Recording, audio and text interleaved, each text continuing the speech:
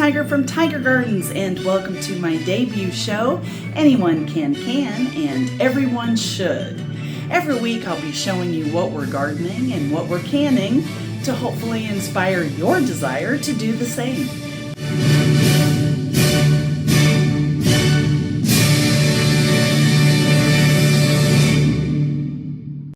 Hi, I'm Sue Tiger from Tiger Gardens, and welcome to the strawberry episode. I am so excited about this episode because strawberries are the first things that we buy for the season for everything that we make at Tiger Gardens for the Urbana market starting May 2nd of 2026. And we buy our strawberries now, and we have to do everything that we're going to do with them for the season. So I bought 3 flats of strawberries from Blaine's Farm and Fleet, and the Tree Ripe Fruit Truck semi delivers strawberries there, and we go pick them up and we buy them right there, and then I have to process them within a couple of days, meaning I either cut them up or get them in the freezer. So that's what we're going to talk about for this entire episode. How to buy strawberries. If you don't get strawberries like this, it's okay. You can get them frozen. No worries. But we're going to buy the strawberries, and then we're going to process them for whatever we're going to use them for. In this case, we're making strawberry jam. And then we're actually going to make strawberry jam, and we're going to Waterbath can it. There are so many fun things that we're going to do on just this one episode. So let's get to it. The strawberry episode. Put a little sugar on these strawberries. Man, they're the game right there. Oh, they are good. Very cold. Very good. Look at how red that is in the middle.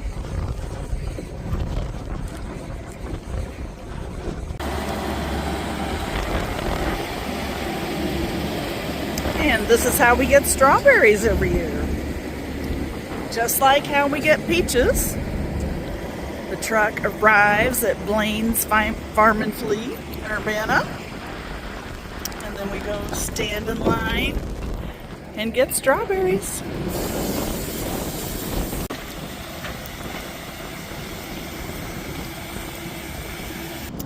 We have our Plant City, Florida strawberries. Half flat is 22. Yay. And a full flat is going to be 38. We got maple syrup from Michigan, pure, unadulterated, for $20 a bottle. And we got our pecans for $14 a bag. One bottle. Great. Thank you. Thanks for coming out this morning, or this afternoon. Yeah. Getting there. Getting there. There we go. Any questions anybody got? What are you getting today? Strawberries, a flat. What are you going to do with them? Put them in the freezer. For, I mean, you're Try going it out, whatever happens. If somebody wants a strawberry pie or whatever, it'll be fresh. Nice. The Strawberry Festival, and they have a king and queen of strawberries. You can pose as a king and queen. And in Florida? Plant City. Plant City. Where these come from? Yes. I never knew that. Yeah. It's my sister lives in Zephyr Hills, so it's east and south of Tampa area. So you've been there? Oh yeah, been there many times. And you've watched, like... Watch the plants and everything. They brought the strawberries in out back. They clean them up. They get it ready, and we all have sundaes and That's great. top it with whipped cream, and they take it.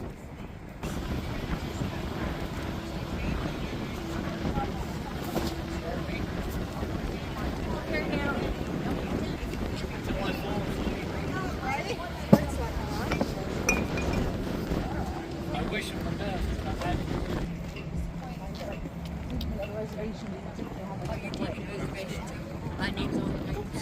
Yeah, your name should be up there. Yeah. You make one beforehand. No, I don't need it, but it's not wrong to have a backup. Just in case. They told me I had to make it before midnight last night. I said, I did make it before midnight last night. Yesterday afternoon. Good girl. I said, I'll put this I'm on. proud of you. Good girl.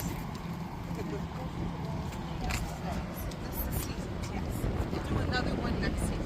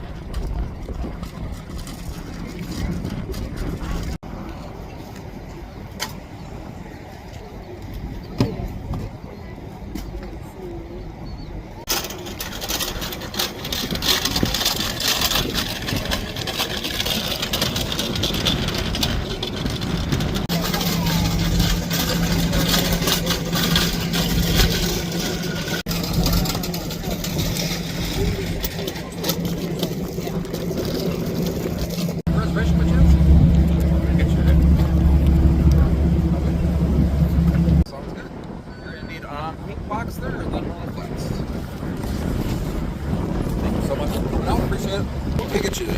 I have a reservation. All right, sounds good. What was the last name? Tiger, Sue Tiger. T-I-G. Sue, 3 full strawberries. Would you like anything else with that? Nope, that's it. Sounds good. Would you like the other cart? Yes, please. 3 fulls on a cart. 114, thanks. Thank you. You too.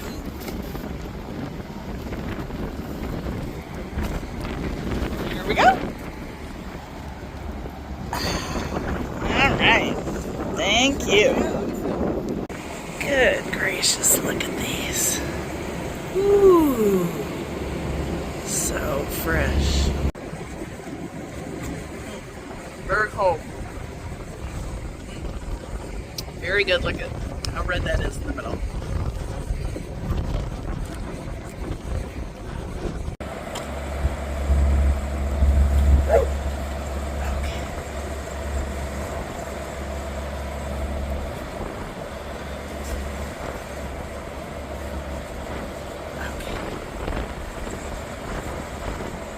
All right. You got it. So good. Can't wait to get these home. I'm just so pleased with how these strawberries turned out. Look at how gorgeous they look. They're big and red, and you can see there's minimal whiteness in the center. The more white this is in the center, the less fresh they are. They have to be picked underripe to make the trip. So the more red you see here, the better. These are gorgeous. And they're going to make some of the most delicious strawberry jam and strawberry salsa. But first we have to hull these, and that means getting this green leafy stuff off. And you can either use a spoon or a special tool, but you have to do this for every strawberry. And we need 3 3/4 cups of diced strawberries. So it's going to take probably this whole flat, I'm guessing. We need 3 3/4 cup crushed strawberries or diced. So I'm going to start with my 8-cup measuring cup. And then I'm going to hold the strawberries into here. I'm going to fill this and then get my 3 3/4 cup. I can't find my cute little strawberry hulling tool, so I'm going to use a melon baller, not the big end, the small end. It really doesn't matter. We just need something sharp that won't cut my thumb. And then we get the strawberries in there and the hulls on the side. It's as simple as that. And then I will rinse all of these strawberries before I dice them up. But you know, as part of quality control, we must taste them every 5th strawberry. It's very important. That's a very important rule.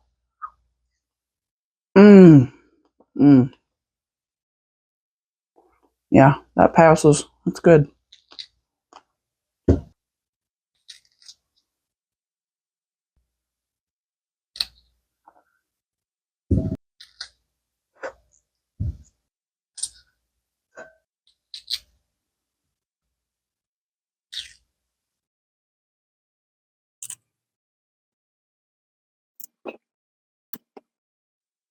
And we'll finish out with these huge ones. Look at how good these look. This is crazy. So good.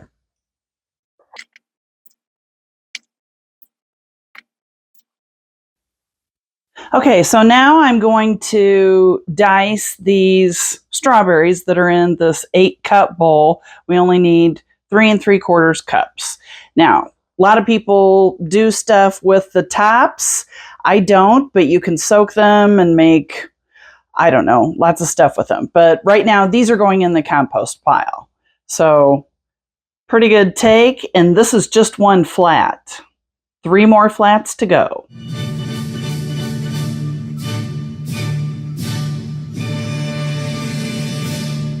Tonight, I'm going to introduce you to the wonderful world of strawberry jam. My husband and I sell canned goods at the farmers market in Urbana from May to October, and we've also won first place ribbons at the Champaign County Fair for our strawberry jam. It's very easy to make, and I'm going to show you how to do it. Here is everything you need. First, you start with an awesome recipe.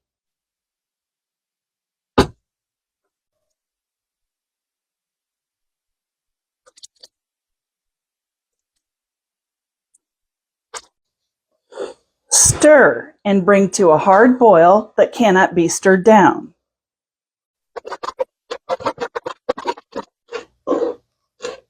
It'll take about 10 minutes to come to a boil. And here it goes, starting to boil. This is a boil that can be stirred down. And this is a boil that cannot be stirred down. You want to hold this for 1 to 2 minutes. And now we add pectin.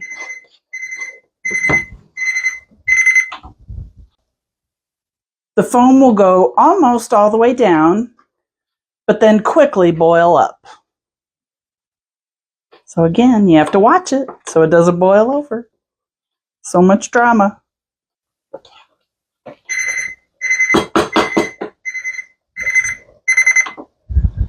And now we let it cool. And now for the secret to setting jam that you won't find anywhere else. In this recipe, it's step 2.5. I let the strawberry jam sit out overnight, and we're heating it up now to ladle it into jars. Look at this gorgeous deep red color. And I taste tested it. It's so good.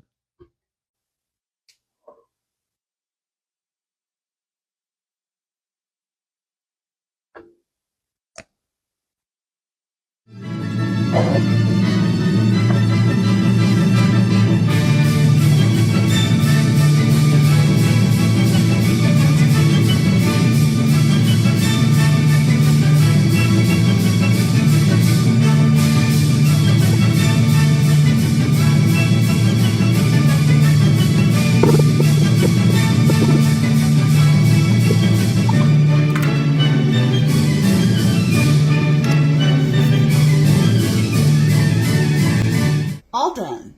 Perfect strawberry jam. Now that we've made our perfectly set strawberry jam, we can either waterbath can it or pressure can it. So I'll include both videos in this episode. Waterbath canning is a little bit gentler on the fruits for the jams and the jellies, so it's usually recommended that you waterbath can, but we've pressure canned jams and jellies for years, so you could do both, and I'll include both videos. But now what I want to talk about are fun things to do with strawberries besides jams and jellies, and that is salsa. So I took just a regular mild salsa and I added 2 cups of diced strawberries and then a little bottle of raspberry vinegar. Have not been able to find strawberry vinegar, so I used raspberry vinegar instead of the white vinegar in the recipe, and it gives it just a super refreshing strawberry flavor. So that's something else that you can do with your strawberries.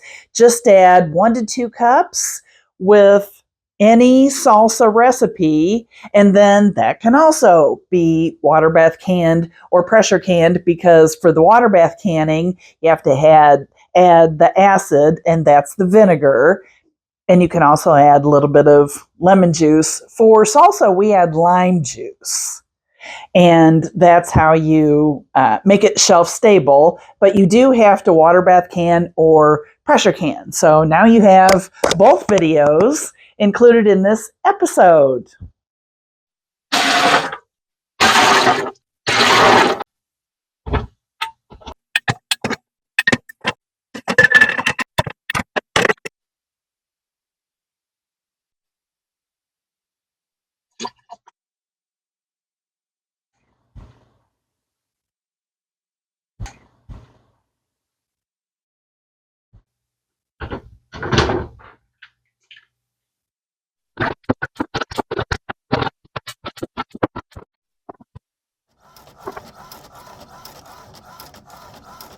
look how beautiful that looks in the jar. It's just perfect.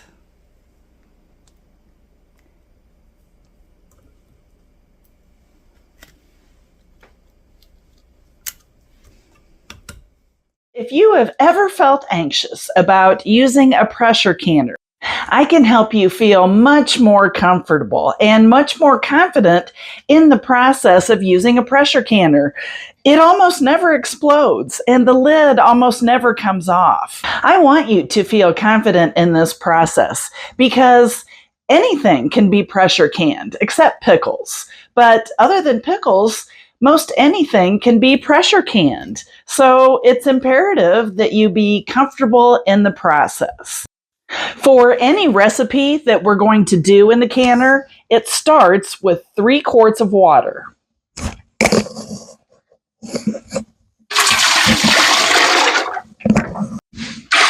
In my canner, that 3 quarts takes it about a little more than an inch from the bottom.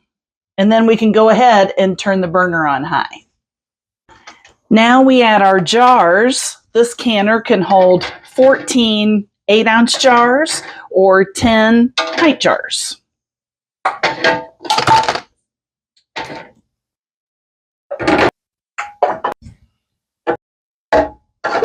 Add a splash of vinegar to keep a film from producing on the jars during the canning process.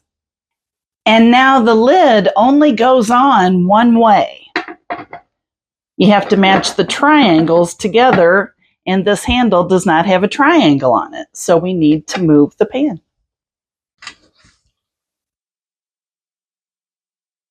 You match the triangles together, and the lid goes on tightly and securely. And now it'll take at least 10 minutes on high for the canner to come to a full boil. What we're looking for now is full steam coming out of this pipe. This button will start to bubble and it'll pop up, but that doesn't mean the canner is ready. The next milestone is steam coming out of the pipe. At that point then, the hat covers the steam, but we're not there yet. That is quite a steady stream now, so we need to put on the hat and wait till the hat dances. And here it goes. We're waiting for the hat to dance vigorously. Once it dances vigorously, then we turn the heat down to medium-high. Go, hat, go. There's the happy dance.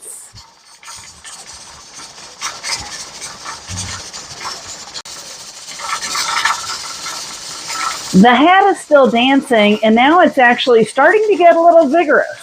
So it's time to turn the heat down to medium-high.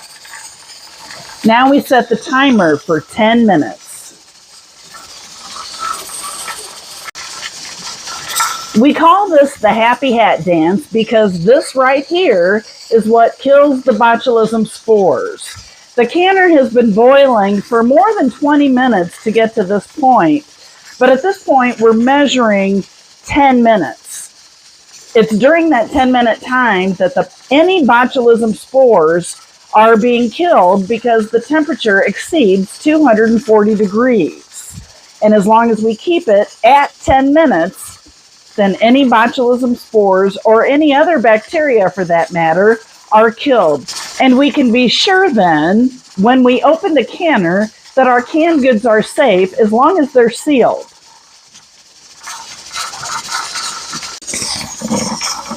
And you can hear there's a lot going on in there. There's a lot of pressure. The contents is under pressure. As long as this handle is sealed and secure, you can be reasonably assured that the lid isn't going to explode off the canner.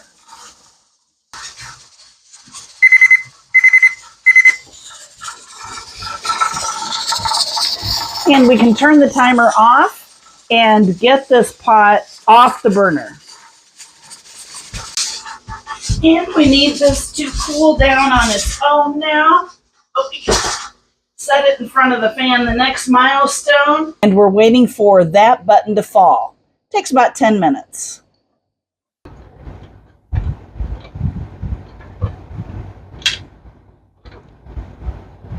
Now that this button is down, we can take this lid off at any time. It might have a little bit of steam. Make sure you take the lid away from you. That's a lot of steam right there. So now we need to let this cool for a while before we get those jars out. These jars can sit like this for a good couple hours if you want. You can get them out with jar lifters, or you can let them sit for a while. I just wouldn't let them sit more than 24 hours.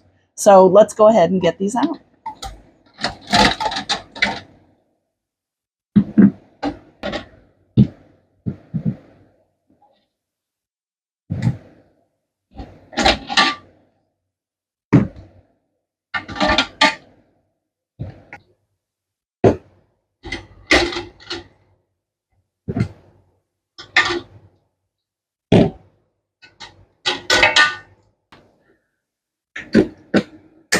And now here's the moment of truth. Did all of the jars seal? Well, I can tell right now that a couple of them still have their buttons up. So these may take 24 hours before they're completely sealed. If these buttons go down before that, fine and dandy, we can check them. But at this point, we can just let them sit here and cool until morning. We're listening for that ping, ping, ping of a perfect seal. So I will have many more resources in the future as we go, but I am a super big fan of pressure canning. Perfectly set. Thanks so much for watching the strawberry episode. Coming up next week, the dandelion episode, and I've got a new surprise for you. Tim made a dandelion picker, and then I added a wheel to it. So this thing is the cutest invention you've ever seen, and you won't have to bend over picking up dandelions anymore. Have a great week.